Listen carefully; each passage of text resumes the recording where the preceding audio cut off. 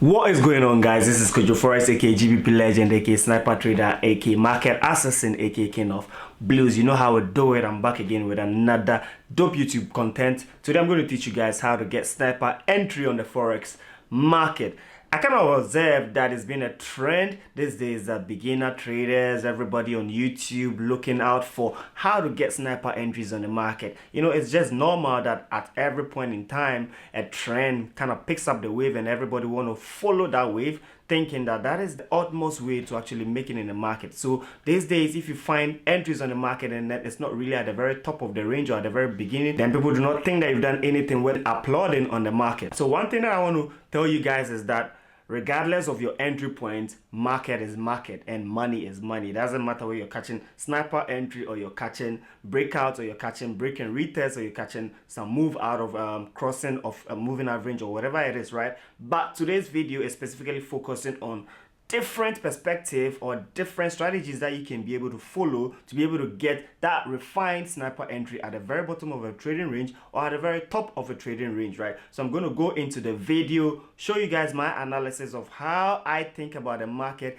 and how you can be able to also use these things I'm going to be showing you to get refined sniper entries on the market, right? So if you are passionate about getting that sniper entry, getting that top of the range entry, very bottom of the range entry, wick entries, then this video is for you. Watch it to the end and make sure to, like I said, click on the link in the description to join the KOJOFOREX Telegram community so that you can be able to participate with me in taking trade entries that are at the very top of the range or at the very bottom of the range. Without much ado, I'm not going to waste my time. Let's go right into the chart and I'll show you guys how I get my sniper entries. Yeah, guys, so what I want to do now is I'm going to be backtesting this market and be analyzing the market as if I'm about to take trades or some of the trades that have happened previously so that you guys kind of follow through and understand how I would have been looking at the market. I'm going to try my best as possible to be explaining my confluences using the description in the trading view. Then after that, we can literally go back into the chart and I'll do a thorough breakdown for you guys to understand my perspective into the market of how to find sniper entries. So in the description, I told you guys that there are several ways to find trades on the market. Some people are breakout traders, some people are trendline traders, some people are channel traders.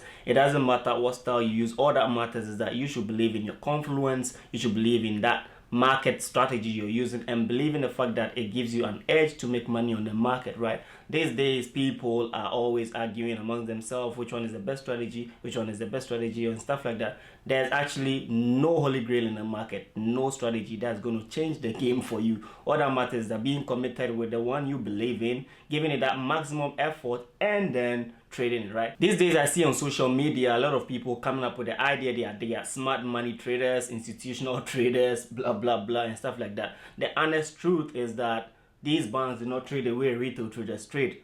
Most banks do not even watch candlestick and stuff like that, right? One day I'm going to shoot a video about how these big institutions look into the market, right? It is on YouTube. There's an old video which was shot in 1980s thereabout, which literally breaks down exactly how these big institutions watch the market. Nonetheless, candlestick was something that was developed quite recently in the early 90s, right, by one guy called Steve Nielsen, who went into Japan, who was previously trading with bar charts and realized that the Japanese were doing something different, and then he eventually introduced candlestick onto the Western world. So people that trade candlestick and then say they are fine smart money traders is all marketing gimmicks, but we don't want to go into that now. Nonetheless, I am going to show you my perspective of how I trade market and be able to even refine the trades as to be able to catch that kind of pips that people that are claimed to be smart money traders and so are able to risk 5 pip, 10 pip, 1 pip, 2 pip are able to catch the same thing without using any of those kind of concepts, which has usually everything to do with sponsored candles, order block, Wyckoff and stuff like that, right? So if you're trading a particular way that has nothing to do with sponsored candle, Wyckoff, order block, then everybody says, oh, you are a retail trader. Everybody that are trading from their bedroom is a retail trader, so don't get it wrong. Right, enough with all those talks. Let's go right into the chat and I'll show you what I have for you guys.